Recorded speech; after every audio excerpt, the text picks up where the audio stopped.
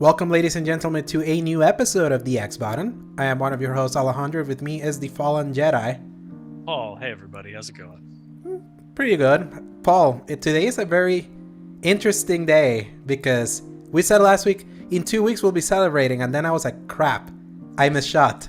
It was the next week, but welcome everyone to episode 50 of the X Button. So, ironically, exactly a year ago, on May 3rd, we restarted the show. When we were like, originally we started the show back in 2020, then we took a pandemic-induced break while we were trying to rethink our approach, and then we got cameras, and then we were like, after that entire time where many news were happening, we're not like talking about it on podcasts where we were talking it between us, we're like, I think we're talking enough that we should put it in a podcast again. And then you got the camera, and here we are.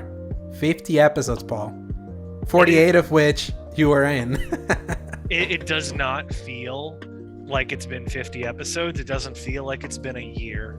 I definitely feel if you go back and look at any of that footage of our first episode, we were some fresh-faced boys. Yes, and you didn't have the more curls. hair on my beard and none of it on my head. And you mostly look the same. Yeah, I don't change. I have Benjamin Button syndrome. Well, that's gonna pay off in dividends in like 30 years whenever I look terrible. Man, I'm surprised, but I feel like we did pretty well. Yeah, and to think that we managed to do that in a pretty relatively quiet year for gaming, that was 2021 also. That shockingly, the more I think about it, is like, we always think there's gonna be quiet stuff, but there's always stuff to talk about. Every time we let down our guard, something goes freaking nuts. That's absolutely. Just think about it this way, Paul. When we started the show, we were just talking about a Ratchet and Clank Rift Apart state of play. So that game wasn't out. We were talking about the potential of a Last of Us Part 3. We're still talking about The Last of Us a year later, but we were talking about that back then. Activision was not owned by Microsoft, and they had just killed Toys for Bob to have them work on Warzone. And just think about it. And also the funniest stuff, I didn't have a PS5 then, so we were in that period where you were the only one that had the next gen console and I didn't. And then that same week I got a PS5 and I didn't tell you. You didn't miss a whole lot though, as we've established. There was only a couple of things you were missing out on, and then you got to play Rift Apart. Actually, when you said you played it, I went, wait a minute, did they make that for the PS4? I know, and exactly. Then you just like held up the box but covered up by this. Yeah, that was 10 episodes in. Like in the 10th episode I managed to do that surprise to you. Gosh. And but it's still my favorite was when we did our E3 episode, and we eventually had to talk about Square Enix, which we'll talk about them later in this week's episode. But if there's something I'll always be thankful for 2021 was Stranger of Paradise. And it was a moment that will live in infamy, that's for sure.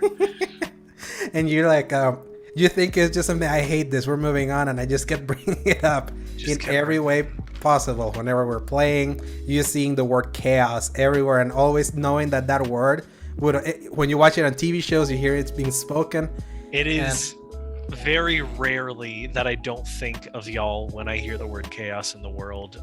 Even with an entire point that we'll talk about a little later today in Elden Ring, with chaos being a huge theme. Yep. I kept hearing this man shouting about chaos, and so I killed the NPC that said that to me. And you got his armor. I got his armor. It's literally the coolest armor in the entire game, and I'm really glad they finally let me get it. Anyway. And let's not forget that even our clan has caught up on the joke, and they know how to use chaos against you.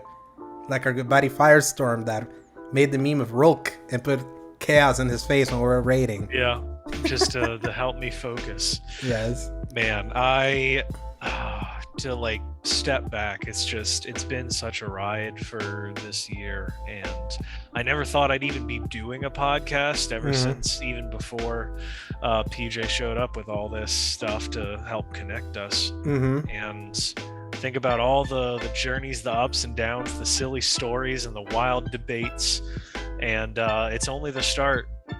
And not only that, it's the thing that when we started with Statics that eventually became Escape, and we contracted and went forward. It was like I was doing the website. I was like in charge of the written content, but I realized I just wanted to do the podcast more because I just like talking. It was just better to do that because it's like with writing you have to get into like a mental state to get it written correctly, and it takes longer. So, and it has to like look well. It just can't be just written gibberish. When you're talking, you're just talking. You can just kind of say stuff. I would know. You can go back through the filing cabinet that is all of these videos and hear me put my foot in my mouth constantly. Yeah, and I tell you, despite the 2 years that we've been doing this, because we can still include those old 13 episodes from like the 2020 era versus the ones from last year. I wouldn't be against if they just mysteriously disappeared one day, but for posterity, I'm glad they exist. Yeah, they exist with no video. It's just our voices. So. Yep. But yeah, Paul, this is the X-Button Podcast, our gaming podcast that posts every Wednesday from 2 p.m. onwards, God willing, available on the YouTube channel Escape Media, as well as most audio services around the world, Apple Podcasts, Spotify, and the like. You can find links in the RSS feed at anchor.fm/escape-media. If you enjoy our show, give us a like and subscribe. Think that there's 50 episodes waiting for you there in audio services. And an extra 14, actually 13, because there's a missing episode that I found that I still haven't posted. And I don't know if I will. So, yeah, it's funny stuff. But yeah, Paul. There's my dog. There you go. Remember how that... Yeah, do you remember how that was always a problem last... early on when we were recording? I still miss that vegetable merchant. Yeah, the vegetable man. And then there was the construction. Yeah. And then now my dog whenever she goes crazy. But and then my cats whenever they do the same. Yes. So, well, Paul, tell me, what have you been playing? Well, I'll start once again in order of least to most played, I think. Deus Ex Mankind Divided. So, why do you go back to that one? I'm going to tell really you, Alejandro. I was in the throes of anger and rage and hatred at the final boss of Elden Ring. Yep. And you know what? I said, I need something that I haven't touched in a really long time to be like a mini palate cleanser. I don't even know if I'm going to finish this, but I put it on easy. I put it on New Game Plus, so I have all my stuff, and I walked through the opening mission just shooting every NPC with the most lethal of methods.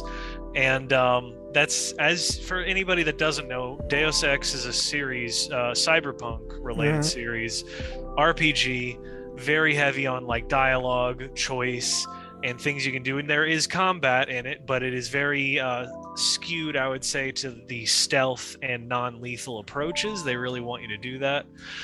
And I always wanted to just go really lethal and loud with it, but I never felt like the game really allowed me to. But I put it on the lowest difficulty. I felt the feel of I am a trained killer, I am going to kill, and I just walked through that whole thing sniping people left and right like Steel Team 6, and it felt amazing. Right now I finished that, and it opened up like the storyline, the bomb that happens in Prague, and you meet I think her name's Alex, but I haven't really even gotten into like the main part of the story. But part of me just wants to mainline it for the fun of it. Part of me isn't sure if I really want to, but that was really it. Then of course No Man's Sky, I just played a lot more of that. I did most of what you really need to in No Man's Sky, and now I've kind of reached that point of all right, each day is going to basically become grinding to get to the thing that I need. And there's a system in the game where you collect 16 glyphs, different symbols that you can find a teleportation beacon, and it allows you to basically jump anywhere in the entire galaxy. And that's how a lot of people use it to find friends' bases and special ships and stuff like that. And that's like the last thing that I kind of have to do until I've just kind of unlocked everything I need to in the game. So I'm kind of slowing down / stopping on it right now. But it was, honestly, I would call it at least top 3 experiences of the year for sure. And it'll make my top 10 because these updates basically make it came out this year, so anything that comes out in a certain year qualifies. And then speaking of games that have come out beforehand, but keep giving us good content. Destiny 2 just had the Guardian games come out today. Did you start playing? I did. I played a little bit of it to try to get in. I did have one question for you a little later, but for the most part, it's really fun. They have glowing things, and that's what I love. So I am just trying to unlock the outfits that I can get for that. It's fun because you basically just have to keep playing the game. The new weapons that they have are unique and use the meta. And the new strike gives you nightfall rewards. So like the hothead and that kind of weapons, it drops from there. So okay, nice. So yeah, I'm just playing through the playlist on that, and the only thing that I don't know that I wanted to ask, the talents things that you get, it's like already capped out for me. Is what do you use them for besides? Isn't that the thing you have to go dunk at the statue? So you get medallions. Before that, you get the talisman, talents, whatever they are, the things that'll just pop up on your feet as you're running through.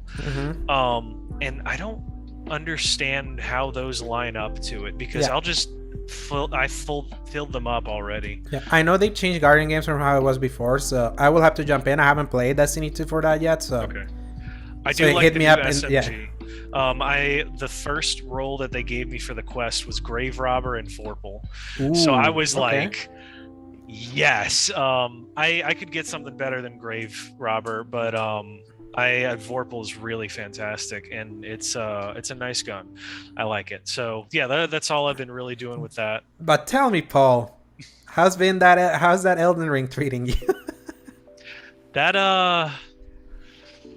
Radagon and the Elden Beast. I've gone through a lot since the last time I talked about Elden Ring, having played it, because as if any of y'all know, I kind of slowed down / stopped on that one, and I came back to it, and I wanted to finish it because someone else finished it. Because you finished it after beating everything in like 2 tries. Yep.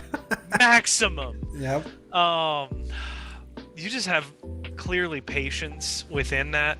I also realized that part of me kind of backs myself into a corner, because intelligence builds are really good until all of a sudden you hit a wall. The wall is that you only have as much really good damage as you have either a weapon that's built for it or you have FP for it.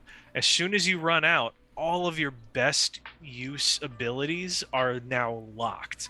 So like that's what it happens even on my best runs against Radagon and the Elden Beast. It's like I'm good until all of a sudden I run out of FP. I don't have any more of the flasks, and I just have to keep running and hitting it with my Moonlight Greatsword, it does great damage, but it's the fact that I have to like go in and fight it, and the hit boxes are ridiculous. I mean, I'm just gonna go straight into my gripes with this boss, because it's the worst. It's the absolute worst boss I have ever seen from Software. When both of them, like, I think about some of my favorites from Software, where you have Sekiro obviously being like the most story heavy, but was like a really good setup for this boss. It's so climactic, it's really powerful. And then you have something like even Bloodborne having such a really good built-up kind of like twist boss in a way, with an option to completely bypass it if you choose certain things. Which I did. Yeah, I let them behead me, so I never fought the final boss in that game. Like the fact that they kind of frame each of the choices as viable. It's not like you're giving up, you're joining evil. It's like, depending on your perspective of the world of Bloodborne, each of them might be the right choice. But then like even Dark Souls, they each had like an interesting boss, but I wouldn't say there was like a good build up to the final boss. I would say if Dark Souls 1 has it. Gwyn? Yeah, okay, so Dark Souls 1 does. I don't remember 2's final boss like at all. Haven't played it. And 3, I mean, as people know, that's your character from Dark Souls 1. When I learned that, I wanted to go back and play that, because it's like, oh man, I remember liking it, but I don't remember having any particular like real difficulty with it. It was the Nameless King that I had a lot of problems with in Dark Souls 3, but like this one, it just feels like it was like a good build up leading up to the point of no return, and then it just kind of drops off, and then all of a sudden it's like, all right, you're here, ready to fight.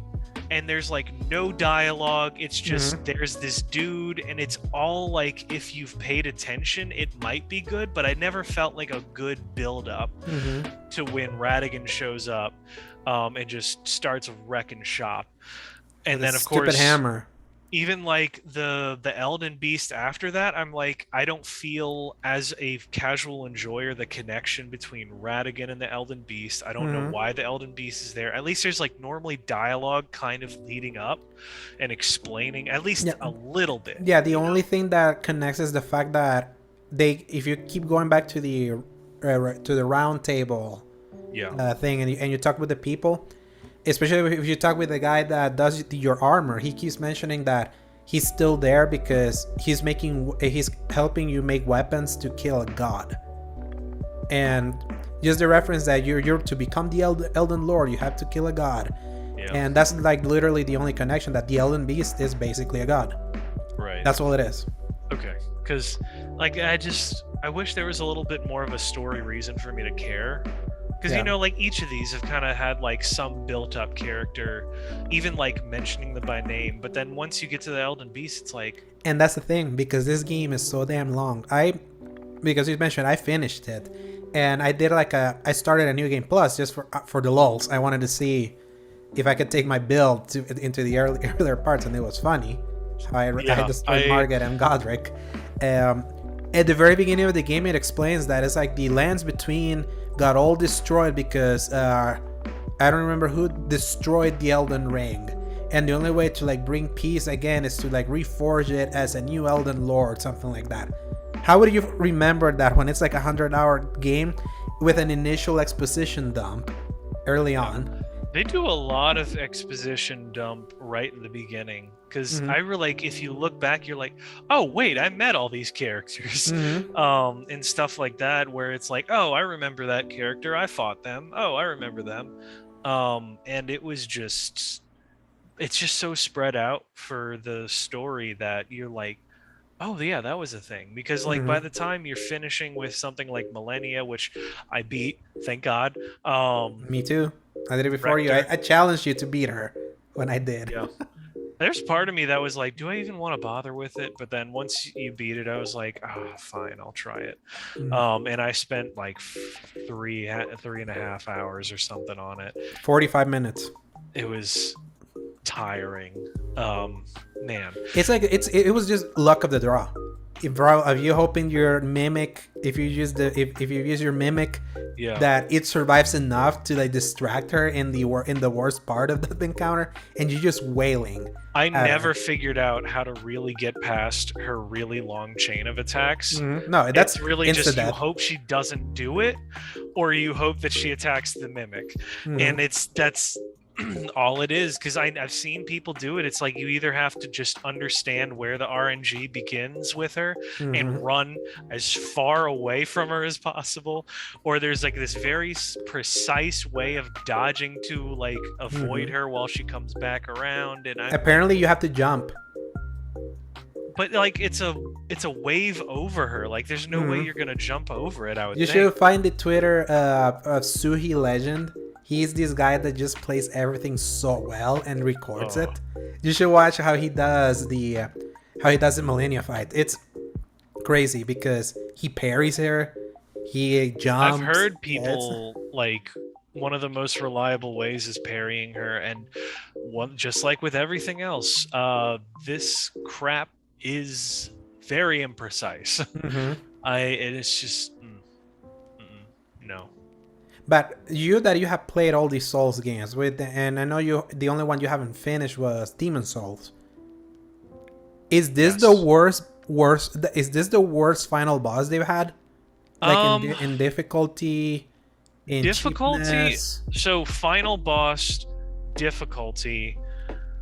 This might be because I never had any problems with Dark Souls 3's final boss. I don't even really remember the second one, so that means it didn't stand out in my mind enough. Bloodborne's was just good in general. It was hard, but I remember beating it at least twice. And then the Sekiro, Sucker was a bastard. But... Yeah, because you have to have like perfect dexterity with your... it's the deflections, the jumps, and the like standing on the spear stab. That was the hardest part about Sekiro's system. You know, like you have to either, whenever they're fighting you, it does the same symbol, but based on their animation, you have to choose whether to hit L1 to deflect, circle to stand on the spear, or X to jump over their swing. And that was the part that really messed me up, because like there's so much going on screen that ratio wise he's like a tiny little piece of it, of all that's happening, and that's what you have to look at underneath the red symbol that's blocking you from seeing him. So I will say that one was absolutely sucky, and I hated that one. So that comes close to just, I don't think that system was very well executed at all, honestly. But I think overall, this is probably the worst, because not only is it like, it's basically the Kingdom Hearts 2 system where you have to fight several bosses. I mean, 2, but you have to fight one that's like challenging but normal for what you'd expect from a Dark Souls boss, and then the other one being an absolute nightmare of hitboxes, of RNG, just, and I know we're going to throw that buzzword around a lot. That just means randomly it's going to decide to run across or do certain moves. It has like a roulette wheel of moves it's going to use, and it's not going to follow like a, hey, I'm going to swing a couple times and then here's your opportunity to attack. It's, I'm going to be able to chain these one into the other, and if you don't run across a football field to get to me, I'm going to just go underneath the floor and appear all the way across the other side, and then just keep pelting you with stuff. That's what I'm referring to with that, and it sucks. I don't like it. It does not feel like a triumph at all.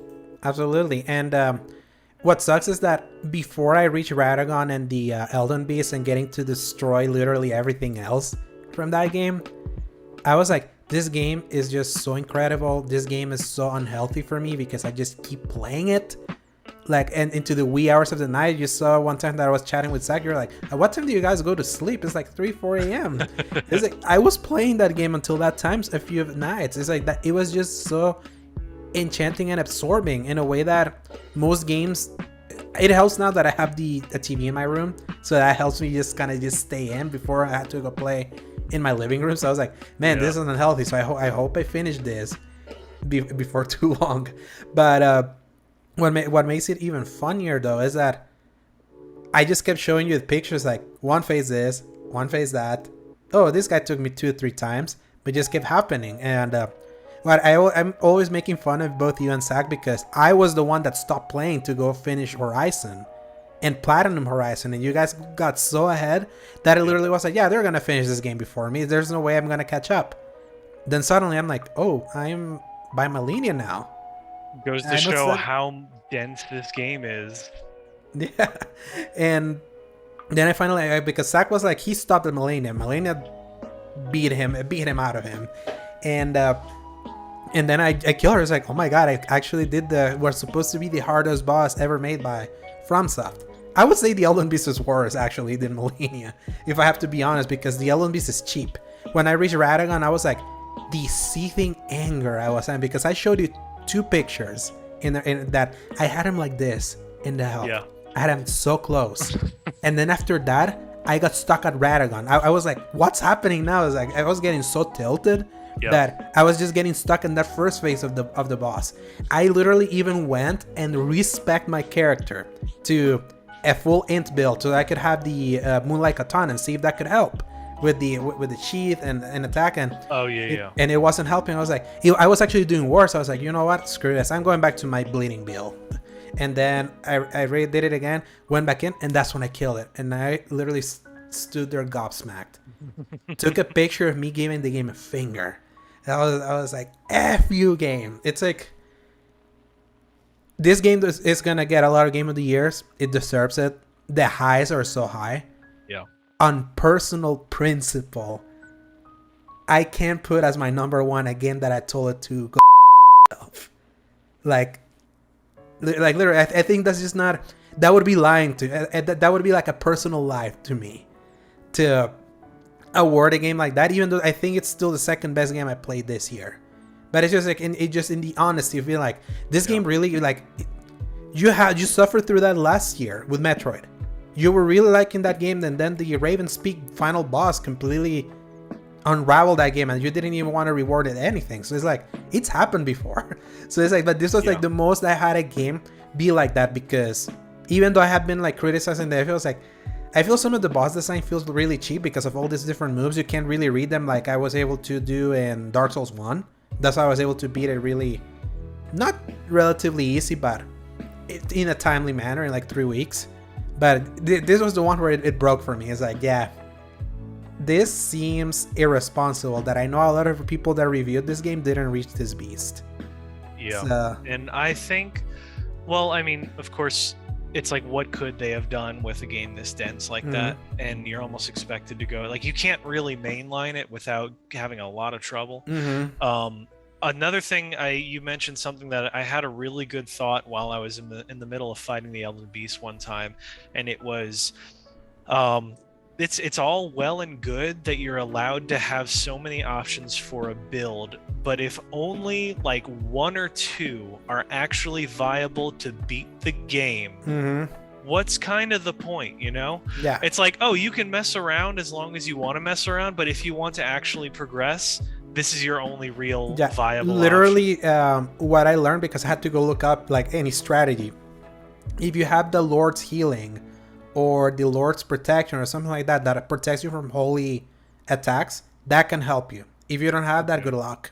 I was thinking that was going to be holy related, so I need to put that on my talisman, because I couldn't remember what kind of damage it was going to be.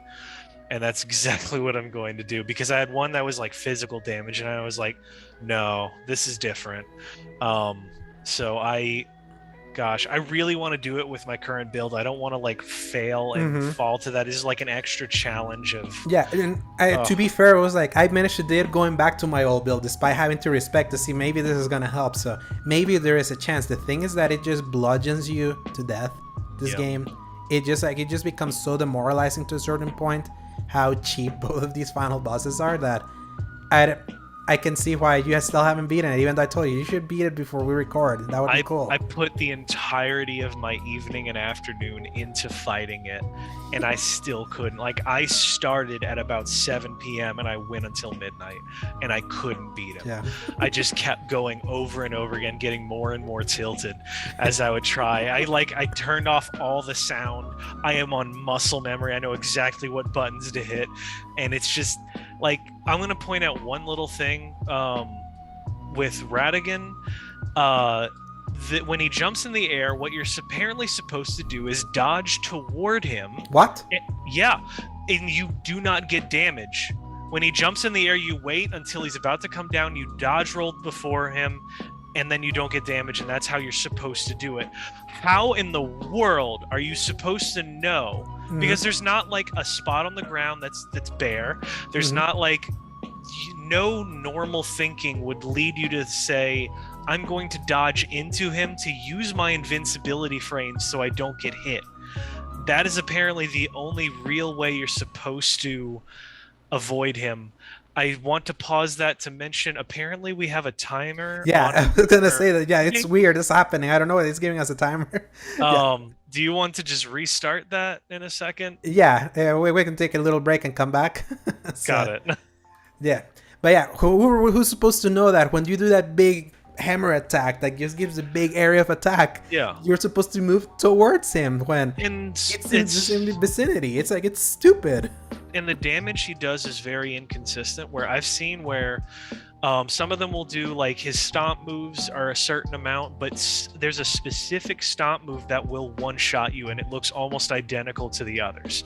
Yeah. And there's no way for you to know which is which. And I mean, that just kind of leads back to the thing we've been talking about, where they break their own rules of bosses. More so than usual. But here's what's funny, Paul. Despite my entire anger about the ending of Elden Ring, for a little bit, I was like, I'm done with this game. And then I had that little itch of like, am I really done though? Then that's when I went to do that New Game Plus thing. And I was like, okay, I have everything in. I still have all my stats. I have my Rivers of Blood katana, which, by the way, if you like bleeding, use that katana, I tell you, people. And then I was like, I'll just rush straight to Margit. Let's see what happens. And 19 seconds later, I wiped him. I put my Mimic on. We both use the L trigger attack that does like a 5 slash with a bunch of blood. And it's in my Twitter. You can see it. I put it in a tweet that says, I think this is working fine. Melt. Then Godric, even though Godric was giving me a little bit of trouble because he has this fire attack that can like separate you when you're trying to get close to him, I still had my Mimic and the Warrior that can help you. Just doing L2, L2, L2, boom. Deleted.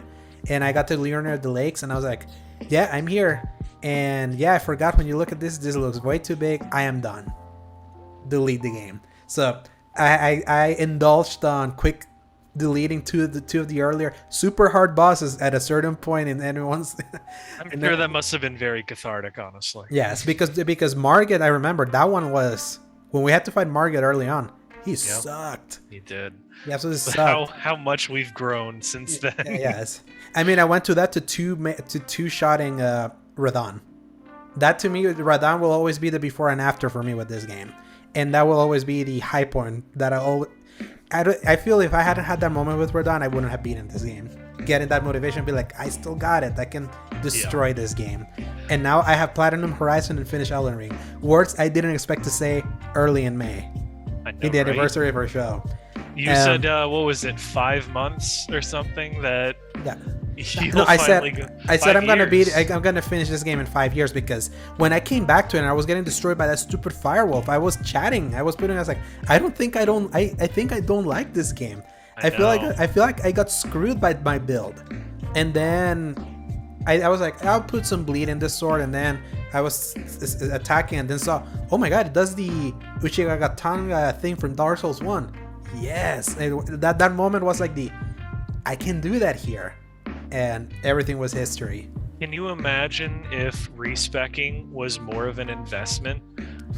How much more of a pain that would have been.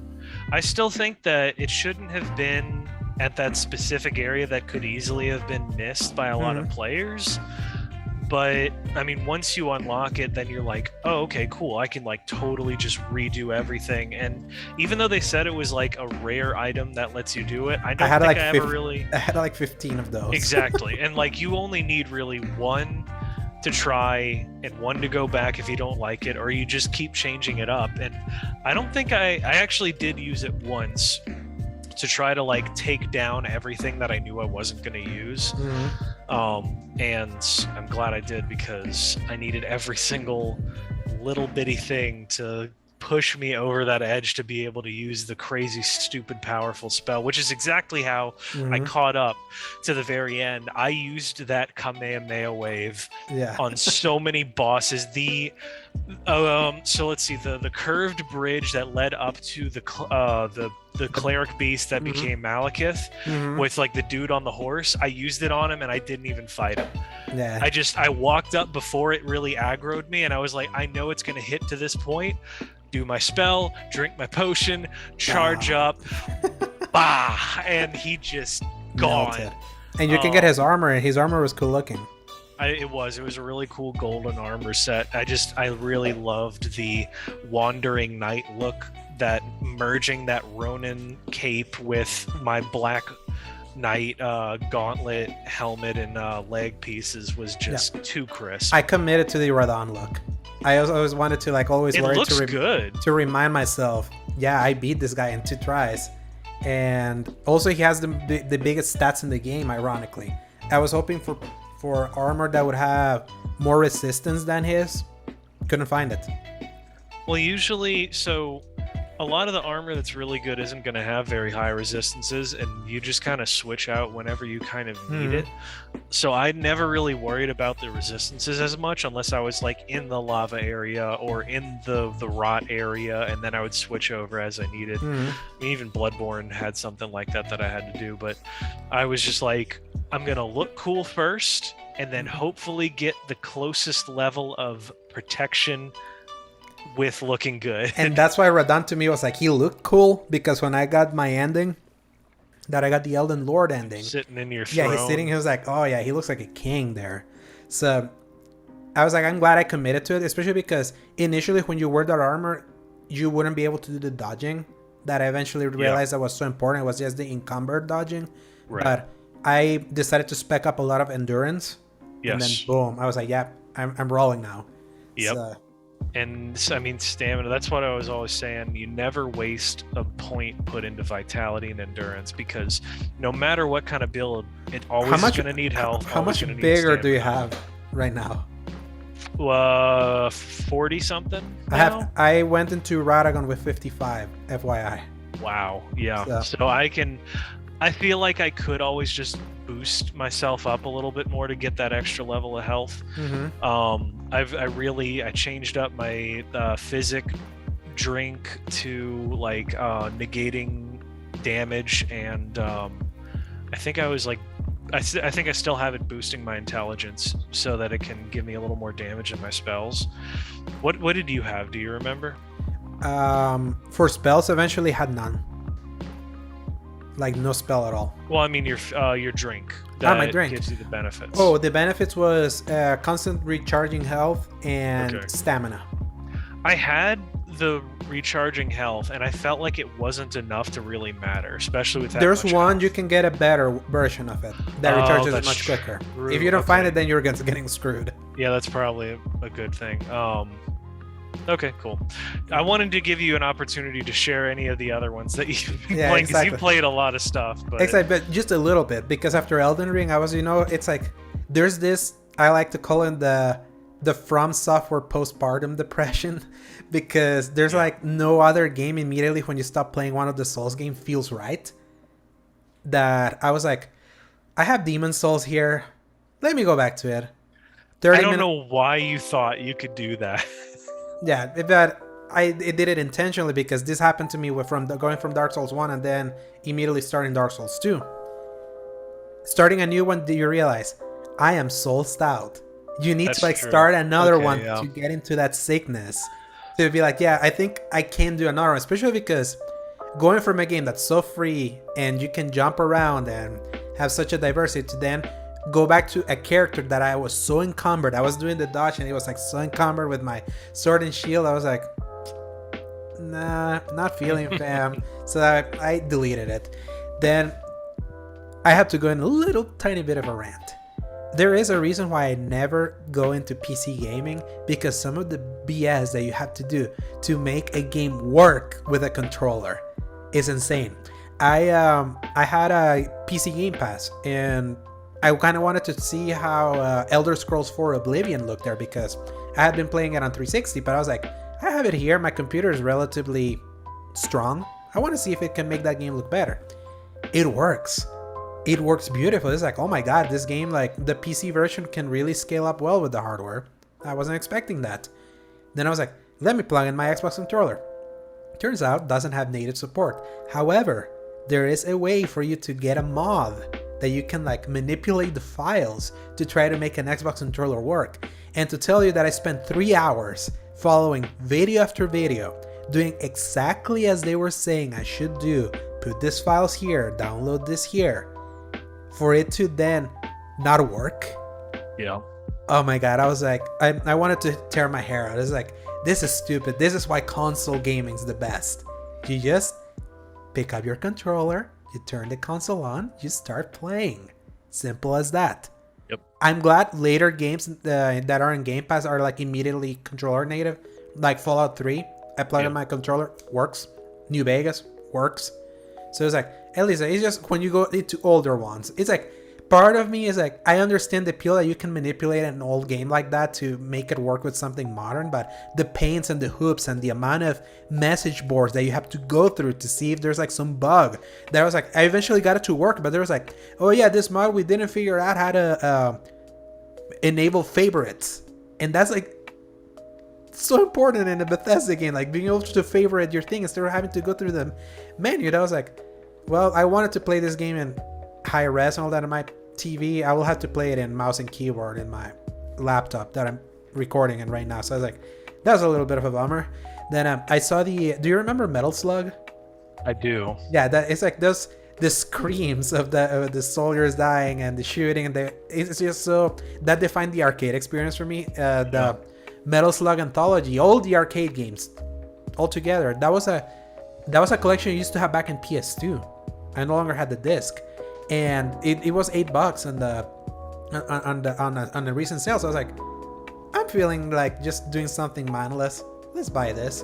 I went in and beat Metal Slug 1 because you can have infinite tries, and I'm realizing, man, how would anyone be able to finish these games without continuing, without having to like pull in more quarters? Like they're insanely hard and cheap, but it hit us.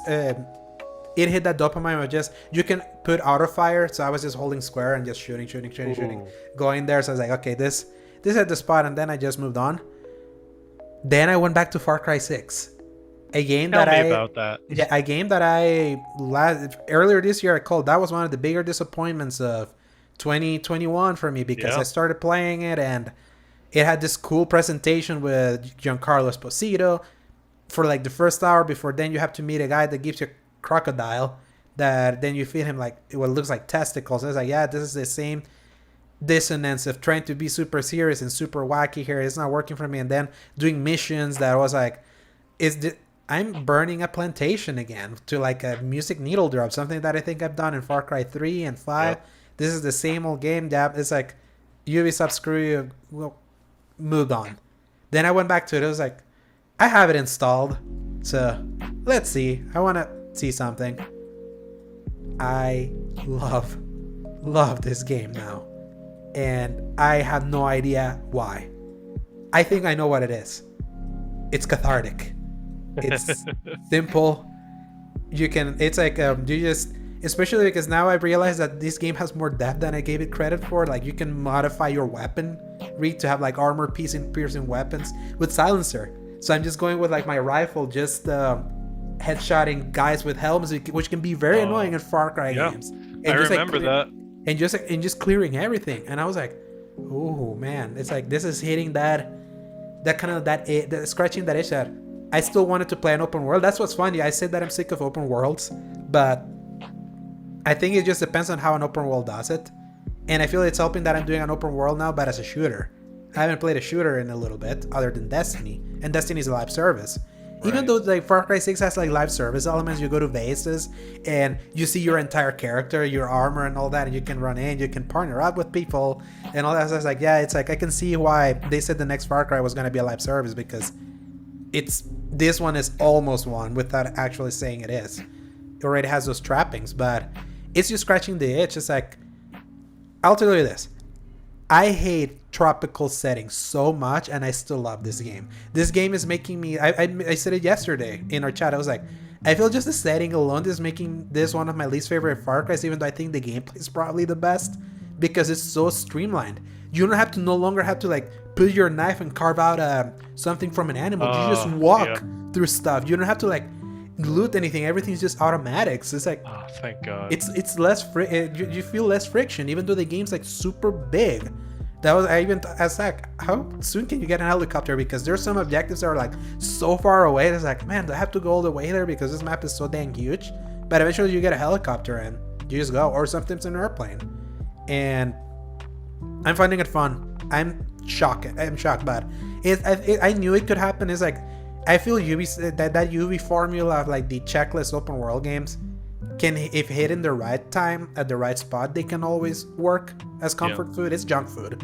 So I wasn't ready for that kind of junk food last year, but now I'm like back into open worlds. And I told you, it's like, if you can find it on a sale, I can see that game. We can do what we did with Dying Light.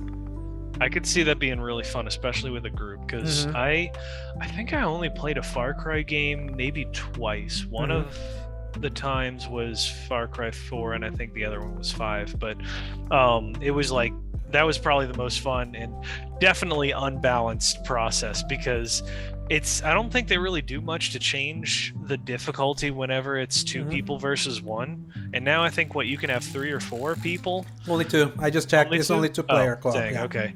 But yeah, I mean, it's like just the fact that you can do so much of that. I love the quality of life that you're saying. And like you said, I think this sums up perfectly.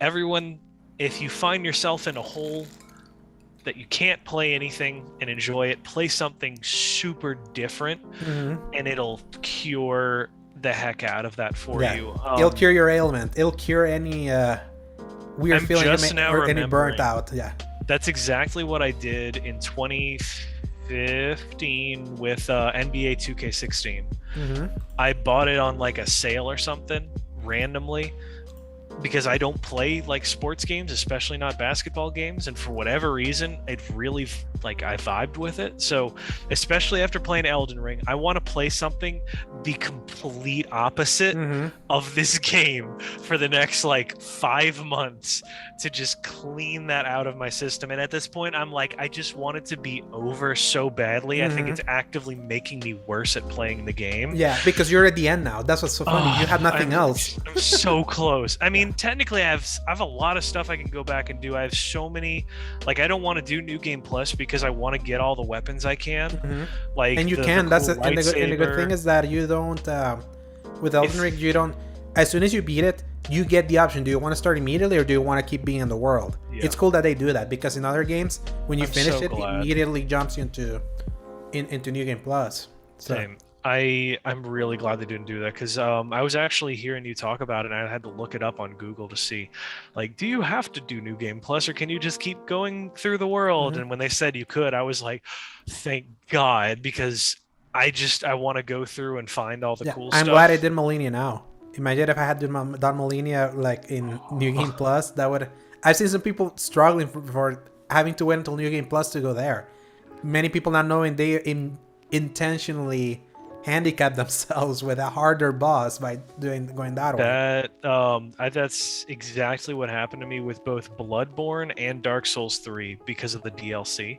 I beat the game, I started the New Game Plus file, and you can't just go back to it. The Witcher was one of the good ones where they had the DLC and they said, hey, we can give you a pre-spec'd out character to just keep playing through the story, but obviously you couldn't. So the only option for me was to attempt it on New Game Plus, and both of them I hit a wall and I just didn't go back to them. But either way, still might be my top game of the year for right now. I just need more things to come out. Yeah. Anyway. I feel I can see a scenario where if God of War and Starfield actually come out, I could put it above Elden Ring. Just again with the experience of telling you, it's had I not had that seething anger at the final boss, this was easy top 1. Even though it would have been me following the trend. It's I understand why people are so all over in love with it, absolutely. But I'm also, it broke me down so much that now I'm finding fun with Far Cry. So thank you, Elden Ring. Truly breaking your mind enough that you'll enjoy a Ubisoft game set in a tropical landscape. That's how broken your mind is right exactly now. Oh man. But enough of what we've been playing, Paul. We got a few news happening, especially in regards to our much beloved, reviled Square Enix. So, Paul, press X. For some news.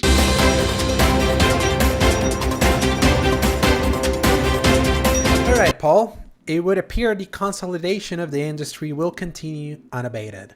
Number 1, Square Enix announced it's made a deal with the Embracer Group to sell 3 of its Western studios, Crystal Dynamics, Eidos Montreal, Square Enix Montreal, and all the IP associated with them for the amount of $300 million. A total steal. What this means is that series like Tomb Raider, Deus Ex, Legacy of Kain, Thief, and 50 plus more legacy titles are no longer going to be owned and associated with Square Enix. This is a move reminiscent to when Square let go of IO Interactive and the Hitman franchise, which at the time, similar to almost every game from these Western studios, the company let it go citing underperformance based on their initial estimates. With this sale, Embracer gets to acquire approximately 1,100 individual developers across the 3 studios spread over 8 different countries. According to Embracer, the total purchase price will be paid on a cash and debt-free basis in full at closing, which is expected to close in the second quarter of this financial year between July and September 2022. In a press release, Square Enix said the deal enables the launch of new businesses by moving forward with investments in fields including blockchain, AI, and the cloud. They also added, going forward, the company's development function will comprise its studios in Japan, Square Enix External Studios, and Square Enix Collective. The company's overseas studios will continue to publish franchises such as Just Cause, Outriders, and Life is Strange. Selling 3 studios because they want to invest in the blockchain. Can you believe that? I didn't think I could hear a more memeable and ridiculous justification for getting rid of some of, as I quoted in our group chat, some of the strongest IPs in the business right now. I mean, they might not be very saturated. They certainly haven't come out very often, especially like those top few. I mean, when was the last time we had a Legacy of Kain game? Oh, in the 90s, probably early 2000s. And I mean, Thief. They attempted the originals were fantastic for its time, and they really did attempt it, but it wasn't a good game at all. And I can understand based on that, but Deus Ex and Tomb Raider alone, I feel like would make that money back if you really put the effort into them. Not only that, that you properly budgeted to make the most profit out of them. And that's always the problem with Square Enix. At no point with their Western developed studios at all would you hear them be, we're happy with how that sold. It's always the same story. This underperformed, this underperformed, this underperformed, this underperformed. Their Japanese stuff, the things that they make in-house, that always exceeds expectations. It's always the Western stuff. In a way, it's like, if to save these studios, it meant that they had to get rid of them so that Square Enix can go into the hellhole that is NFTs, because that's basically, when you say they're investing in fields including the blockchain, you know they're going there. Which studio recently decided to go all in on the blockchain and now it's in the chopping block that is about to get hostile takeover? Ironically enough, Ubisoft. Exactly. So it's so funny. They were like, we're investing in NFTs or Ubisoft Quartz, and now they're like, their stock price in Paris is like $5 billion for a company that has all these million studios around the world. And now everyone can be like hostily, they can easily be hostily taken over because of how cheap their price is compared to how it was like 2 years ago. That apparently was like 12 million. And now it's 5. Yikes. So yeah. Now, explain to me, do we know Embracer Group from anything? They own THQ Nordic. Got it. Wait, is that the people that are doing Saints Row? Yeah. Sure enough. Okay. Huh. Okay. Well. So do you want to hear how many internal game development studios Embracer has now? Tell me. Whenever they close this deal, they're gonna have 119 internal game development studios. I don't know about you, but that rings some red flags to me. Yeah. They have been, the Embracer Group has been this group from Europe that has been acquiring all these little developers that for very cheap, and IPs also. That's why Kingdoms of Amalur Reckoning returned in a modern console. Yeah. Because they got that IP for so cheap. That's how we got back the SpongeBob SquarePants game. That's how Saints Row still lives on. Metro still lives on thanks to them. Embracer is like, it's... Huh. So they've actually been giving out some really good value for what they've been doing. So, because my first instinct is, oh great, another person or company that's going to be buying up all of the developers. But it sounds like they've been buying these IPs and actually doing them justice by either revamping from the ground up or re-releasing parts of it. Because I mean, Kingdoms of Amalur, SpongeBob. I mean, the SpongeBob one alone, I don't think there's anything left of the original game in that, because that is just rebuilt completely. Yeah, and also they own Gearbox now. They bought Gearbox for 1.3 billion last year. So does that mean they own Borderlands completely? Yeah. Mm-hmm. Oh. Even though they can still probably, like, 2K publishes Borderlands, but they own Gearbox, who makes it. Yeah. So, I mean, shoot, that's a lot of good passive income for them. They are crushing it with these choices. Gosh, they're going to be building up, I would say, would you call these double A's or triple A's? Yes, these are double A. This is definitely, yeah. I feel that's what helps, because when you're in double A, it's easier to budget. There's such a jump from double A to triple A, and there almost needs to be a spot in between them, but there literally is no space to add an extra A without jumping it to the next category. But yeah, they should call the games that take 5-6 years to make, they should just label those the quadruple A. Yeah, right. So I guess I don't really have too much more to say on this, just over the fact that it's like, my first instinct is this is terrible, but at the same time, we've seen that they clearly care about these IPs and they're actually putting them out to us. They even bought Dark Horse Media. The comics, book company? Yeah, Dark Horse Comics and Dark Horse Entertainment are owned by the Embracer Group also. Well, I mean, in the end, it's like they might be consolidating, but I guess at least they're not as bad as we thought they would be. They get a pass because they're a third party that can put everything everywhere. So they're not consolidating to monopolize one vertical. They can put it everywhere. Which is true. Yeah. And they're not really controlling it all. They just own the IP. So as long as they don't try exerting their control over everything, all right. Yeah, I'll say this is like, this is not shocking to me considering the domino that got pulled down when Microsoft did what they did earlier this year. Yeah, this is not a shocker in the absolute. And there's so much that the Embracer Group owns now. It's kind of funny, just because you can put Embracer Group in the in Wikipedia and read subsidiaries. The list just goes on and on and on, because the subsidiaries are divided between parent groups like Amplifier Game Invest, Asmodee, Coffee Stain Holding, Dark Horse Media, Deka Games, Easy Brain, Gearbox, and Cog Media, Saber Interactive, and THQ Nordic. I swear you've made just some of those up. Just to mess with I'm rating it from the Embracer Group Wikipedia. I'll send it to you. Dane. Oh my gosh. Now, yeah. All right. Well, let's refocus ourselves to the real villains of this, Square Enix, because what is wrong with y'all getting rid of these IPs for such a small amount of money? Just let's make fun of them more. Yeah, they really. I'll put it this way: if they're really willing to send Crystal Dynamics like this, they really were unhappy by Avengers. They absolutely were unhappy, but Avengers lost them a catastrophic amount of money. With the amount of money they put into that game for it to come in the way it did. But something that they had said, we made a mistake of trying to make a studio that never does live services to do a live service. And now look, that is prime example why live service, trying to keep sucking the Fortnite D that I mentioned last episode. One of my friends told me his daughter still listened to the podcast, and I said it's a no. so yeah, it's like they try to pursue the Fortnite money and they keep face planning because they're never ready to be able to do that. So I'll say this: I've tolerated Square Enix because they own Tomb Raider, Deus Ex, some kind of cool IPs. Now it's like Square Enix is just Final Fantasy and Kingdom Hearts to me, basically, and it's like they can die in a fire for all I care. It's like I don't have as much interest like I had this other IP, and now they let go of some of their cooler stuff.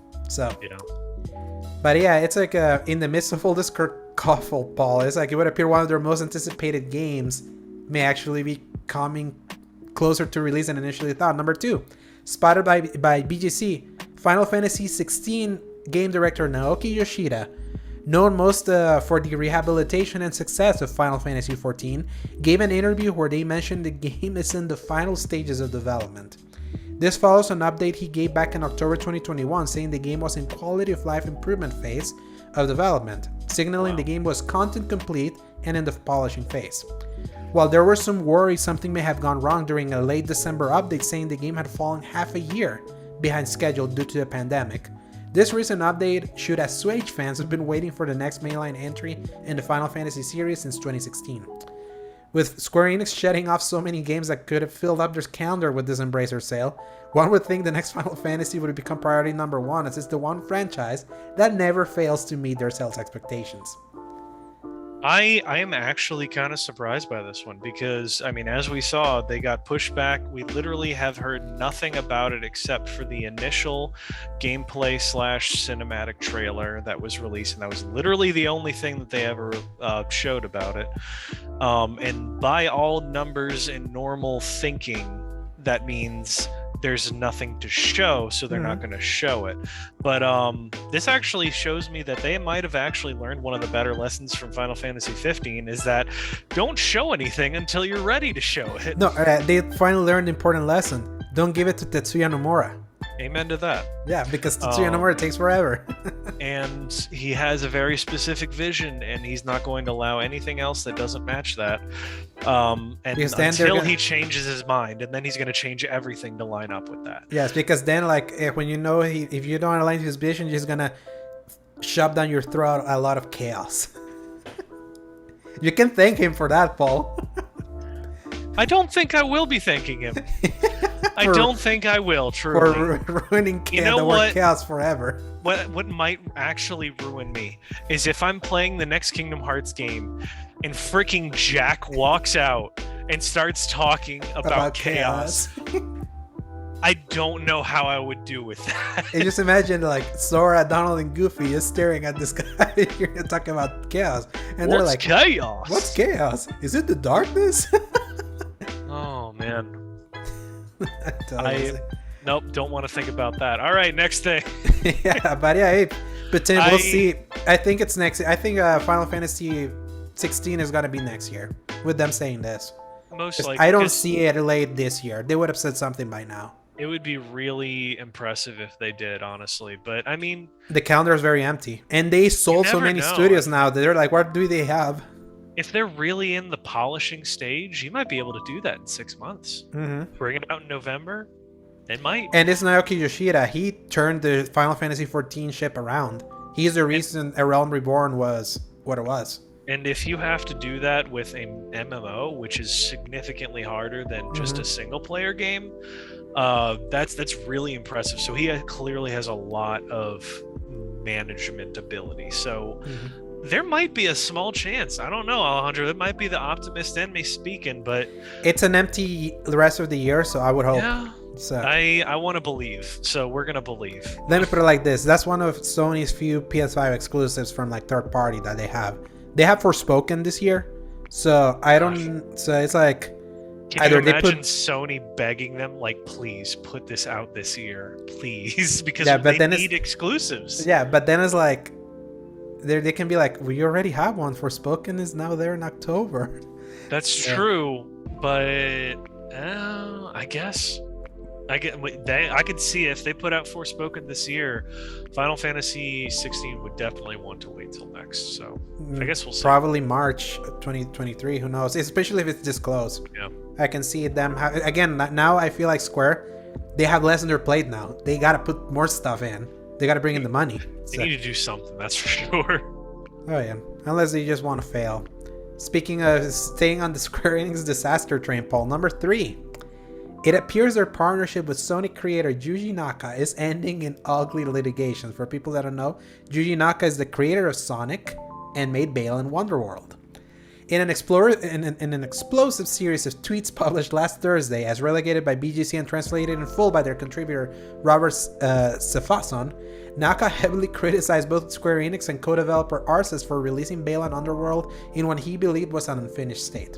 According to Naka, he was removed from the project 6 months before it shipped, citing a breakdown he had with Arceus when they submitted the final build of the game without fixing a number of known bugs. You can read Naka's full scathing assault of Square Enix at the BGC article linked in our description below. It's too long, it's going to take us too long. He literally made a book in Twitter explaining everything that went down for it. He's like, Yuji Naka hates. We read just like a tiny part of that. Yeah. But man, that is gotta be so like soul breaking to be just removed from a project that you put so much work into, and apparently there's a lot going on. And the worst part, then the game comes out and everyone uses it as ammo to make fun of Yuji Naka. Yeah. because his name I is certainly Balan. made fun of it. It's like, of course, the Sonic developer, of all things, would put a game that's so Looking at universally you, reviled. PJ. You don't even watch our videos. To me, it's like I went from like mocking him to be like, oh crap, if this is true, that's messed up. That's like so messed up. That especially it makes now anyone that made fun of Yuji Naka because of Balan Wonderworld, I wonder how they feel now knowing this. There's like it wasn't his fault. He called out, and so few people are probably going to realize this part of it and continue to blast his name across the internet. I mean, this is exactly why the creators of The Last Airbender like took their name off of anything Netflix going on in Netflix, because it's like at a certain point your name is, you were going to live and die on the opinion associated with your name in the entertainment industry. And this is what happens when you try to make it work sometimes. When things are going down, like, do you go down with the ship, or do you just strike your name from it and try to go on to the next one? Yeah. In this one, he unfortunately went down in the ship because we didn't know he got removed from that project beforehand. So exactly. And it's not like he could have made that well publicized to most people earlier, because I mean, you know how the viral system works. Just think about it, Paul. Square Enix is the kind of company that would release a game like Babylon's Fall, The Quiet Man, and Balan Wonderworld. I don't even think I've heard of one of those. Yes. And Babylon's Fall has like less than 10 people playing on Steam, so you know it's dead. 10 people. Yeah. Oh my gosh. Game's already on sale. I saw it on sale in the recent sale. I was like, yep, that was quick. Hello, Felix. The cameo appears. Cameo, it's invisible. The cameo. I always love when you like carry him. He looks like I'm gonna kill you. That's the funniest part, is he just looks like that now. His new nickname is actually Lemon. Lemon, why? Because our other cat's name is Raspberry, and we always picture it as he's a little he's sweet with a little kick to it, and Felix is just like if you ate an entire lemon and turned it into a cat. I just love that you named him Felix because it reminds me so much of Felix the cat. That was actually what he was, because he's a black and white tuxedo cat. And I appreciated that when I posted a picture of Felix the cat, that I remember someone, then Zach was like, why does that picture fill me with so much dread? And then I put that as our header picture now. I torture you enough with chaos, it was time to torture him with something. I also torture him with stabbing a dude in the balls with garden shears all the time. Yeah, so. I swear you better not change the name of our group into like Robin stabbing a man with garden shears, because I don't think I'd appreciate that one as much. I still like the French architecture title. All right. Oh, that's not going to make any sense to anybody. It's just inside baseball for our group. So, number 4, Paul. If you're wondering what Crystal Dynamics' split from Square Enix will mean for their ongoing projects like Marvel's Avengers, their collaboration with the Initiative on Perfect Dark, and their newly announced Unreal Engine 5 powered Tomb Raider, there's a couple developments in all these fronts. So, according to the Embracer Group, they claim that any current already published games with the Marvel banner by both Crystal Dynamics and Eidos Montreal, so Marvel's Avengers and Marvel's Guardians of the Galaxy, the game of the year you never finished, will move over to them for continued publishing and distribution. However, any future Marvel games by these studios will require working out a deal with the license holder, so Marvel, and that approval has not been acquired yet. The Initiative also came forward to say the Embracer sale will not affect Crystal Dynamics in the minimum as they continue their collaboration to finish off the Perfect Dark reboot, which we heard last report is Crystal Dynamics was more leading that project than the Initiative at that point because the Initiative lost so many people over the last year, which is nuts. And then Tomb Raider is still in preliminary pre-production, so that will be the next project Crystal Dynamics focuses on when Perfect Dark is completed. So, kind of duh in some ways, but at least the Marvel thing was always funny because when the sale happened, immediately the first comment was like RIP Avengers, which technically is already dead. How many people play that after Spider-Man was done? It was like you can feel the wins go out of their sales for that one, but then they announced that they're gonna have Jane Foster Thor as a new character, so I was like, that's an interesting choice. Okay, they're still working, but that thing is just that game just never worked as the live service game that Square Enix wanted. So is Embracer gonna give them the money because live services are expensive? That game was very expensive, so. I honestly, like, Avengers, I've called it dead so many times at this point that it's like, okay, yeah, the animal you hit with your car might still be twitching, but there's not much there to it. I feel like Avengers was technically built solidly as a single player game that was technically brought to be a looter shooter, whatever they want to call that. It But got at the same Breakpoint. time, it's got so much bloat to it that it's like, if you take away all of that, I mean, it's the same thing with Breakpoint, just like you said. You take away the loot side of it, then there's no reason for you to really play any of the side content anymore. And then it's like you're entirely pushed based on your interest in the mechanics of the game, and it's not a very solid game in a mechanic sense. I would say mechanically it's decent. It depends on the character. Yeah. Completely depends on the character. So I'll acknowledge that, because some of them feel great. I mean, like Thor sometimes feels really good. I would say all Black the Widow, melee ones feel fine. It's the ones that require more range attacks that don't feel Iron as Man. nice. Yeah. I don't know. Spider-Man still looks a little weird to me, but I also didn't play him like you did. Yeah. And- Spider-Man was shockingly good for that game. Okay. Yeah. But yeah, I want to see, like, I'm moving away from Avengers now because I want to see more from them. The Tomb Raider thing, I'm interested. I want to see them really make something that's not just Lara Croft on a really edgy adventure. I want to see like better characters come out of this that can like hold the line. I feel like Lara Croft is like the Batman system, where Batman is the center, but he's only cool when he's surrounded by a cool cast. That might be a weird take outside of context, but like, you get what I'm saying. Like, the Bat Family is the what Bat it's all Family is about. more fun than just Batman himself. If To you me can personally. I think that's always been the problem with Lara Croft in the Tomb Raider games, where like she's really the only focus of it. There's not any other character that holds on. Like, I don't remember any of the names of the characters. Jonah. It's who is that? Is that the big dude? Yeah. Okay. And then the girl, the Asian girl with the short hair. Her friend from the original game, I completely forgot her name. The first one. Like, yeah, because I don't think she shows up after that point. It's just Jonah, and then like the dude with the hair parted in the center for Rise of the Tomb Raider. That's Jonah. Oh, that's Jonah. Who am I thinking of? Who's the Islander guy from the original? Because reboot? Jonah's the big one. He's just always with Laura. He's in all three of them.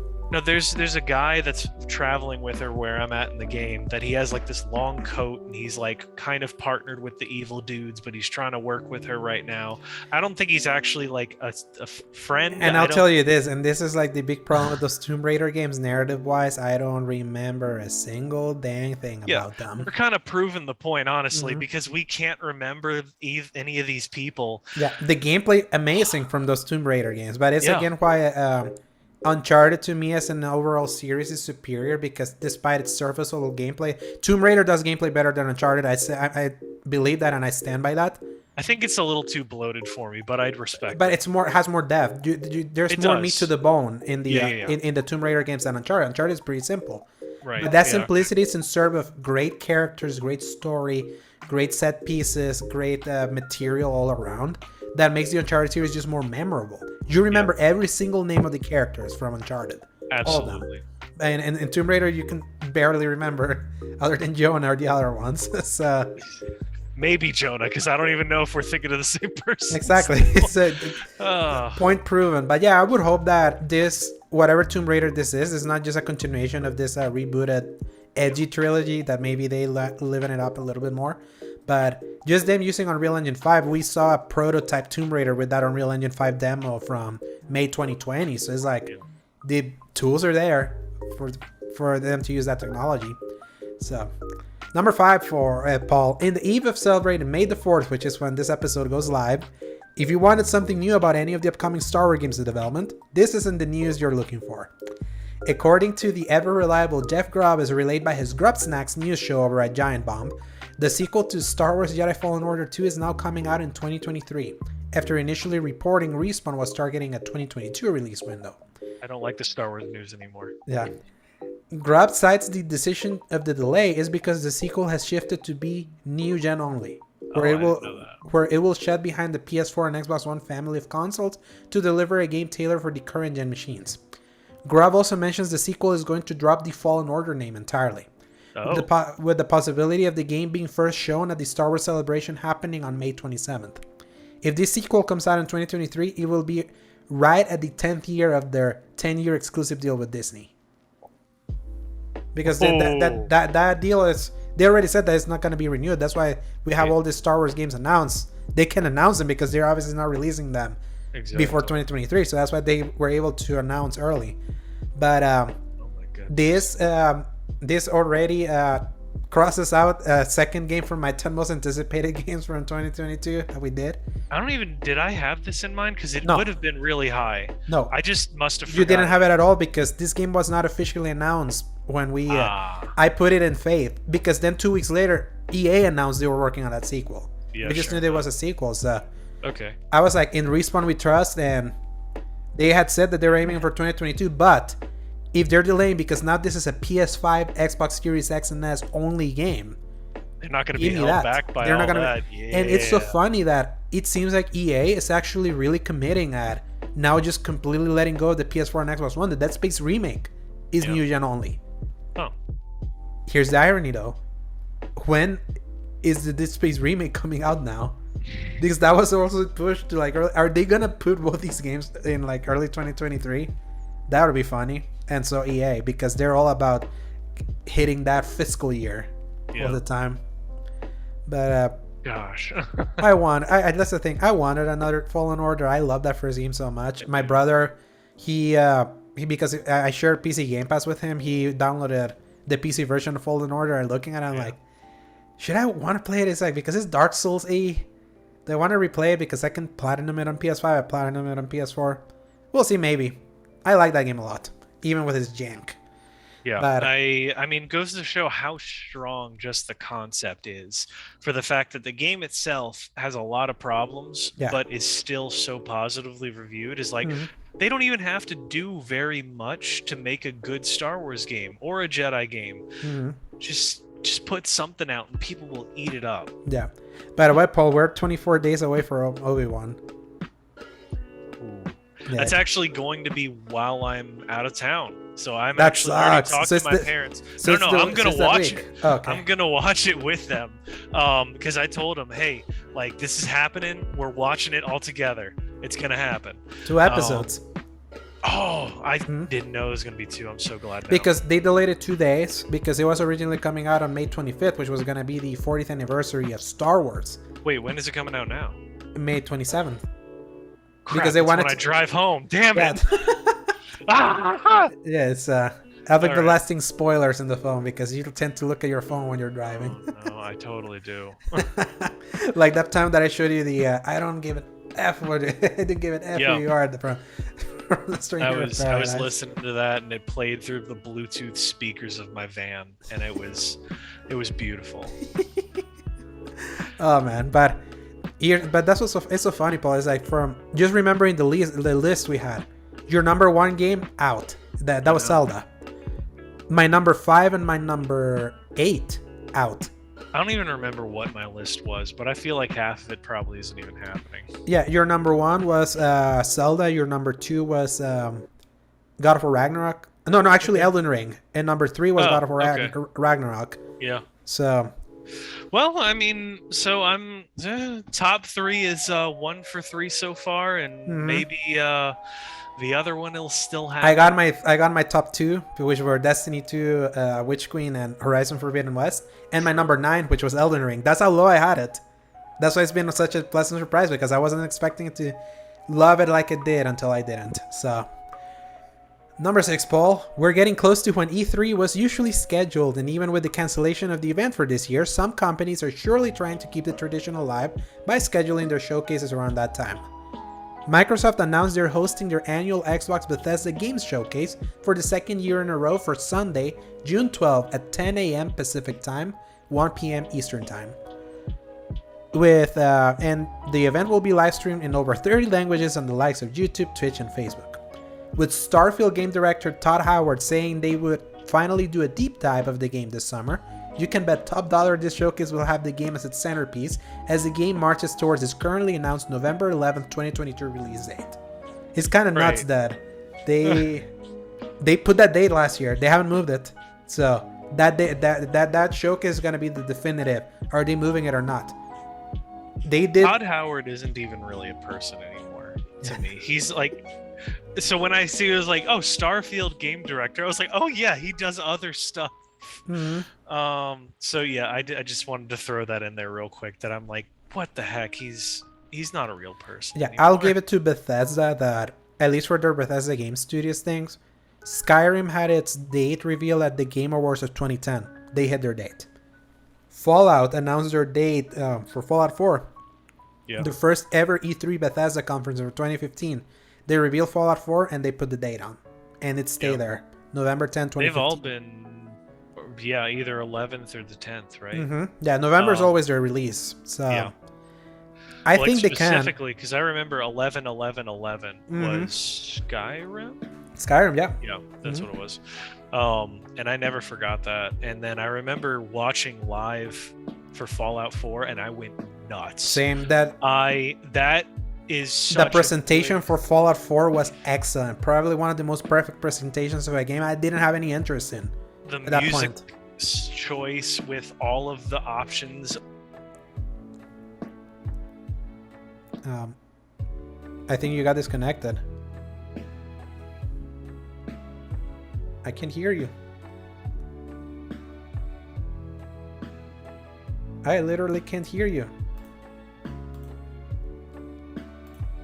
I think you're muted. Can you hear me? Yeah, I think you muted yourself. I must have hit it, I guess. There's Yes. a button on the back. Yeah, because it said you were muted. I was like, ask me to mute. What happened? So I didn't know what you were saying about. Anyway. About like the music choices with something, and then you went completely. Okay, so yeah, just the music choice with all the options of gameplay that I was saying. So even though people clown on Fallout 4, I still look at it really fondly nowadays. So yeah, Fallout 4's like prestige has fallen, and in the time since it didn't have the staying power of 3 and New Vegas, but you can't deny the hype was there when everyone was there. It's like the problem was that year Witcher 3 came out, and Witcher 3 was like a different level of RPG that then Fallout just looked old compared to Witcher that year. But it was still fun. That's still to this day the only Fallout I've ever beaten. I wanted to beat New Vegas, I wanted to beat Fallout 3, but I think I can now because it works on IPC and they run well. So I beat 3 and did the DLC for it, but 4 with I did mods on it. That was during my big jump into the PC gaming and modding community, and Nexus Mods really had a lot of Fallout 4 stuff, and I made that game look unrecognizable with how cool you could do stuff. And yes. Gosh, it was fun. Some of those mods are on console now also. Yeah, the graphic improvements. Some of that, but I did a lot of extra stuff and added all of these story DLCs. The Fallout Miami or something was one of them that I think already came out now. Fallout Miami, never heard of that. That is a mod. Okay. Yeah, that was ground up rebuilding a completely new Fallout game. All right. In a completely different environment through the Fallout 4 engine and base. They side quest and all. Oh shoot! They made an entire game for free for a mod, and it blows my mind because that was when they were still working on it when I was doing all that, and I had it bookmarked, and then I ended up finally adding so much stuff that it just crashed the game, and I was like, I'm not going to figure out which of these mods it is. I'm just not going to touch it.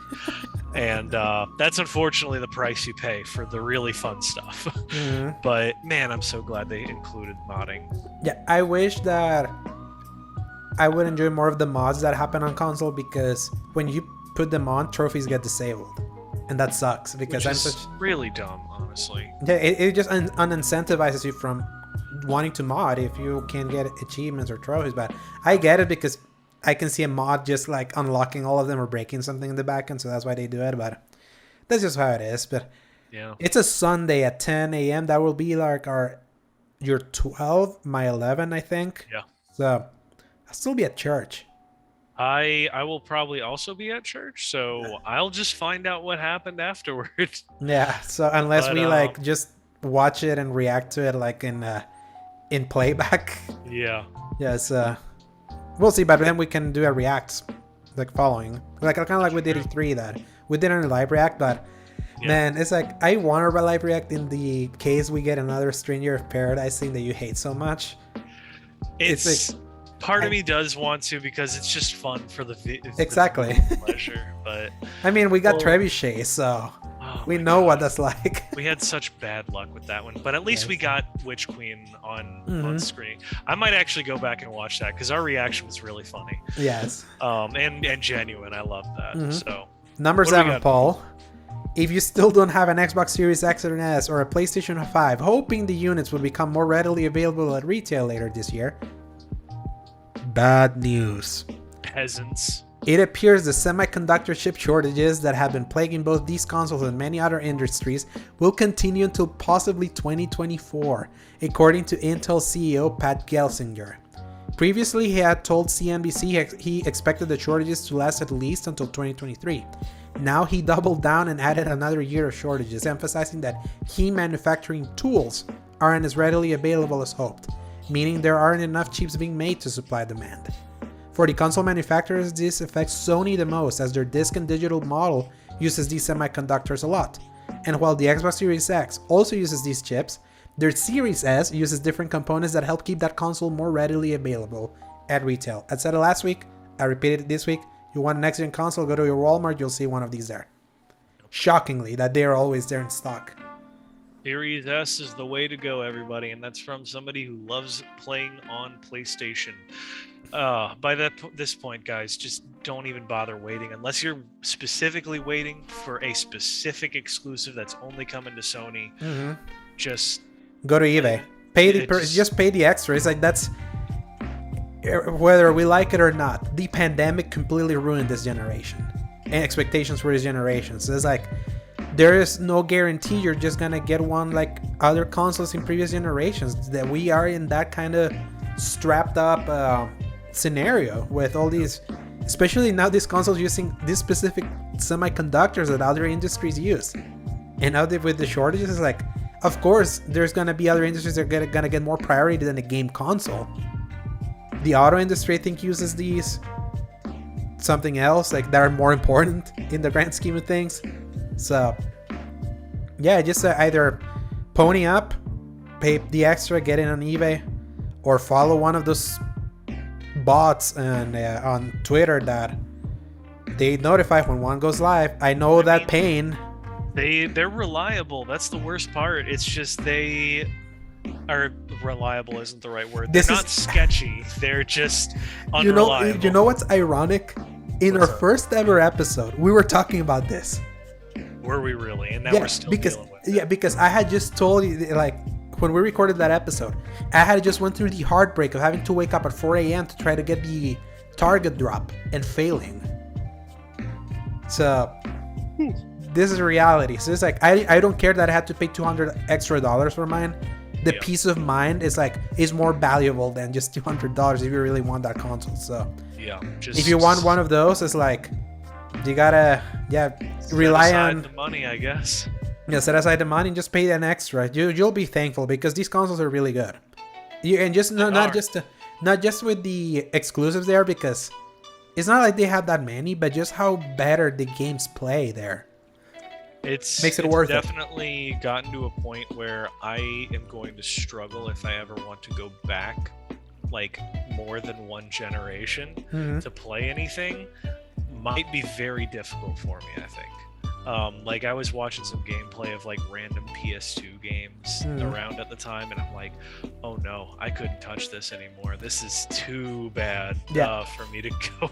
I feel like I am able to put my mind into how some old games work, that I'm still able to wing it. But some of them, especially the classics. Yeah, there are a few that, for example, one game that broke me was the original Saints Row on backwards compatibility on Xbox One. Horrible. I, as a stan of Saints Row, could not touch the first Saints Row game with a 10-foot pole. I would not touch that. The second one had a good enough story and was fun enough that I could do it, but even then, that was like scraping the edge of what I could do. But like, you put me back into like a Ninja Gaiden. Mhm. No, those games work. I have the trilogy. No, I mean they work, but I wouldn't have the patience anymore with the quality of life that we have now. That whole side of it. If you wanted to talk about mechanic wise, like all the shovelware and all the licensed games of the PS2 era, I don't think I could touch that. But I wish I could sometimes. Yeah, I think from that era, I can still touch Spider-Man 2. I can still touch the X-Men Legends games. I don't know if I could do Spider-Man 2 again, because everything's been done so much better now that I'm like, why would I even bother going back, you know?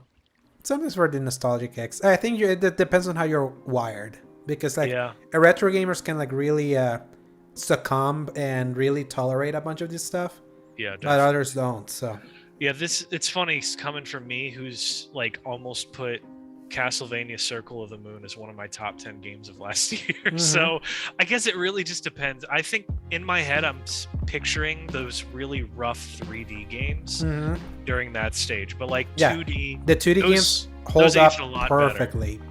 Like 2D games is like, that's why I can jump into Donkey Kong Country 2 right now on the Switch. Yeah, or Metal Slug Anthology like you just did. Because all of that is just art and it's so great. And that's why 2D. But then like there's some 3D games that shockingly hold up well, like this next one, number 8, the Prince of Persia. Yes. The Prince of Persia: Sands of Time has been in development hell for quite some time. The remake, by the way. The remake to the seminal PS2 Xbox GameCube classic from 2003, originally announced in September 2020 with a release date for January 2021, got indefinitely delayed, and now we know why. Ubisoft Montreal, the studio that originally worked on the game back then, is taking over development duties of said remake from studios Ubisoft Pune and Ubisoft Mumbai, with Montreal saying the remake will release now when it's ready. Considering the remake was shown with some pretty underwhelming visuals back in September 2020, and the lack of information regarding the project, it's safe to assume the project got a soft reboot in its transition to Ubisoft Montreal. Whether the project is still a one-to-one recreation of the original with updated graphics or a complete, full-on remake remains to be seen. As an aside, a Reliant leaker Tom Henderson had mentioned another 2D Prince of Persia game inspired by the Ori games was in preliminary development, so the question now is, what comes out first? Prince of Persia: The Sands of Time, a game that I still have installed on my PS3 through the HD collection, all 3 of them, Sands of Time, Warrior Within, and Two Thrones, holds up magnificently. It's insane how those games that are so much of its DNA can be found in modern day in what Uncharted and Assassin's Creed. A lot of that started with Prince of Persia, like that kind of linear like platforming adventure with puzzles that Uncharted had. That started with Prince of Persia. They then added shooting to it. Then Assassin's Creed was taking the mechanical animations of that series and put it in an open world. So Prince of Persia is so good. The original game is so special. I have a soft spot for the second game because of its edgelord status. That game is like the definition of the thing that Paul usually would love back in the day and now he would hate absolutely. Sometimes I still like it if it's done well. Yes. This is a guy that loves Devil May Cry still. Oh yeah, but that's the thing. Like this, the edginess of Warrior Within is the kind of edginess that it's not done with a wink and a nod. It's like it takes its edginess like so Shadow seriously. Oh yes. Oh, yeah, it takes its edginess so seriously with with Gobsmack doing the soundtrack. It's like if you heard that song from the Scorpion King, I Stand Alone, it's like they use that song ad nauseum in Warrior Within. And then the third game kind of walked back the edginess and it still had like a more mature tone, but had some of the whimsical of the original one. That trilogy is so good. I platinumed that trilogy on PS3 2 months before the pandemic started, back in 2020.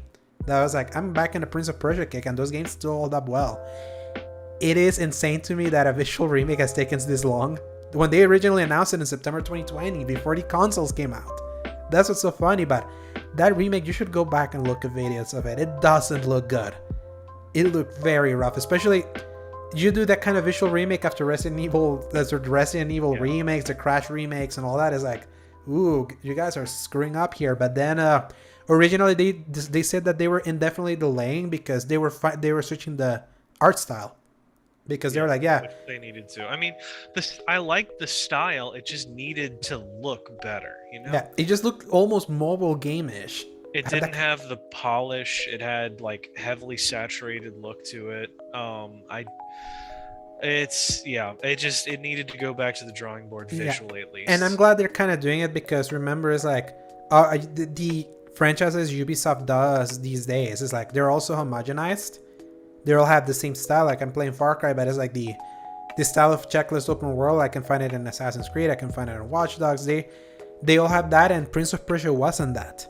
And that's the reason why that both Prince of Persia and Splinter Cell are the two series that they've been hankering. The fans have been asking them forever to be like, please go back to that because it's different from what you have. And they need to get this one right because if they don't get this remake right, people are not going to buy it and then they're going to use it as an excuse. Oh, look, people didn't want this, so we're never going to do Prince of Persia. No, you have to do it right for people to really want it. You got to put the work. You don't have to half-ass it. Obviously, Ubisoft right now, it's like incomplete shambles. That's just what it is. But it's like, at the very least, if they're giving it back to Montreal, even though their original director of that game, which was the Assassin's Creed 1-2 director, Patrice Desilets, no longer works at Ubisoft. It's funny that they're giving it back to Montreal, where that series put Montreal in the map. So at least they care. At least they care if they're giving it to Montreal. But that is true. They're giving up on it. They're pushing it back because most of the Ubisoft process, as we know, is to push it out when it's not ready. Imagine this being the final look of it, and Ubisoft just being like, just give us the paycheck when it's in, and we don't care, and this is whatever. There's clearly some care being made. I'm questioning why they decided to show it at such a like. Did they think that was acceptable? Yeah, or did they absolutely. That's what is a little baffling to me and concerning, because even the people that cared that much were like, "Yeah, this looks good," but why? Yeah, it doesn't surprise me because that same year, look what happened to Halo Infinite. That was a Craig showing, 2020 also. They thought that was fine. They literally thought that. Yeah. That they were on track, and now look where we are now with that one. Man, I mean, well, it goes to show you, what is it, close to the anniversary of the original Sonic trailer for the movie. People genuinely think something looks okay, and sometimes they, no matter the circumstances or the skill that they have, it's up to us consumers to really remind them if something does not look good. And if they'll actually listen. Yeah, I mean, be civil about it, but be very open. If something doesn't look right, tell them, because they need to hear it sometimes. Yeah, and that literally saved that Sonic movie, and now it's like the most successful video game movie adaptation in the US, and on track to be like ever, because other video game movies outside of America have done better than in America. Like the Warcraft movie did well overseas, but bombed in the United States. Like absolutely got destroyed in the US. But this one is like succeeding in the US and can succeed worldwide. So. And now Sonic is like a complete meme in the video game world. A complete success story in movies. He's like, making better movies than video games lately. You heard me, PJ. Oh yeah, it is. And because the only good Sonic is old Sonic. That's not a hot take. That's fact. Apparently, yeah. And the fan game, like the Mania, done kind in the Sonic spirit of the old ones. But then new Sonic, as always, is like the. I'm expecting this one that's supposed to come out this year, Sonic Frontiers, to be bad. Yeah. You always have to expect it to be bad, because then you can never be disappointed with a Sonic game. It's like a old style of DC movie. You are all with the DCU, you can always expect those movies to be bad, and then shockingly one of those would be good. So I'm surprised to hear that a lot of people don't like the Batman movie. Yeah, the Batman movie is it's shockingly divisive. It is sitting at like a 70 or something. No, it's an 85. It's an 85 on. What am I thinking of? On Rotten Tomatoes. The one that it's IMDb, proving, the one that's being shockingly being mixed received right now is Doctor Strange and the Multiverse of Madness. Reviews came out today. I'm not surprised about that, honestly. They say it's a very Sam Raimi movie, and that makes me very excited because they let him. He is the guy that makes Evil Dead. Yeah. So, and he does some weird stuff. Exactly. They let him go weird. So if that's the criticism, like, I'm more excited because then I criticize the MCU for being very homogenous sometimes with how some movies look, with the exception of Thor Ragnarok, the Guardians of the Galaxy movies, that they have like a special style to them. If they let that happen to, and even, I don't like that movie, but even the Eternals looked different than the other ones. Chloe Zhao was allowed to do a visual style different from the norm. Yeah. So, not a good movie, but they let her do their stuff, so. It was unique enough. It just felt like a DC movie. Exactly. Hey, that's still different. But yeah, it's like... It is. I'm giving it that. Yeah, but enough on movie tangents because this is in the movie. Because remember, back in the day, Paul, we used to have sections. And we would talk about a lot too much. Exactly. And it was like a 2.5 hour recording sessions at like midnight. Yes. And that was not sustainable. Oh no, it wasn't. That's why we burnt out that way. Oof, and we figured out better. But that concludes episode 50 of the show, Paul. 50 episodes now. Let's see if we can get to 100 without cutting. And to think about it this way, we did it all 50 without evergreen episodes, which we might have to do now because of your feature. We're gonna have to at least one of them. Mm-hmm. But the evergreen episodes are really fun to do. I mean, we have evergreen segments so far, but if we put them into one session, I'm sure that we could make something out of it. Absolutely. So, Paul, where can people find you? As always, guys, y'all can find me at Dork of Art on Twitter. Almost said Tumblr for a second, but I actually have a Tumblr at Dork of Art. I don't do a lot of anything anymore, but with Elon Musk, I had a Tumblr and I haven't used it in a while. But that used to be where I would post like my art and my memes and stuff, and then I thought there was more ability to talk to people on Twitter. And now with Elon Musk buying up Twitter, people were like, all right, I'm gonna start putting my art back on my old Tumblr, and I was like, crap, I might have to dust that sucker off soon. Anyway, it's all Dork of Art.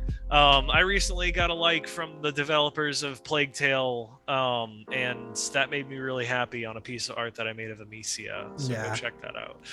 Anyway, where can they find you? They can find me on Twitter at @A_Drosegovia, where I'll stay despite the Musk buyout. The Instagram at Alejandro Segovia 93, and my website, thecriticalcorner.com.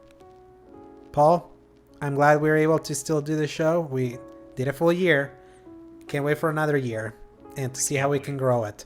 And we want to thank everyone that has listened to us, like up to this point, like especially in the audio service. Like the audience is growing there. In a way, I was shocked, but not surprised that it would happen when Apple Podcasts became a reality. That was the key. That was the key detail for audience to grow there, and we're so thankful that in all the million podcasts that exist there, you want to hear us. I'm certainly pleasantly surprised by it, and really glad y'all love our grating and sultry voices, respectively, and you're all wonderful people. I'm sure you're all very sexy and beautiful. Yeah, and we can't wait for the eventuality that our listeners are not only just listeners, but they also start talking to us. Yes. We're glad to hear what you think of the show. Comment. Send things to us. Tell us what you like. Tell us what you don't. Tell us if we're stupid. Tell us if we're beautiful.